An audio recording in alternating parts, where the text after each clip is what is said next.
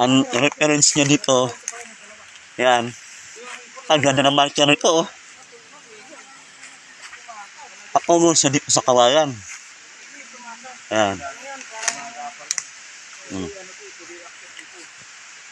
Ito yung nakuha ng kable na ang laki mga 18 mm. Yan. Ito yung ano ko,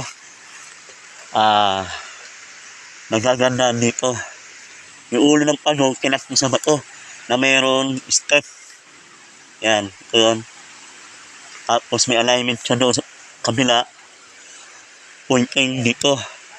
Tapos kung naman isang marker, yun, may dot na parang ulo ng isda dito. Pero prospect, dito nakuha yung mga kable. Yan, ito yun. Tatlong isang bato. Pangatlo ay 1, 2, 3, 4, 5, 6. Ayun ang bato na pinakalas na may araw. Kami po. Yan, ito yun. Inulukit natin na location po. Yan, ito yung pinaka na may araw din sa may gilid. Kami po. Ito yung nakuha ng kable at nung kawayan. At meron isang bato sa gitna.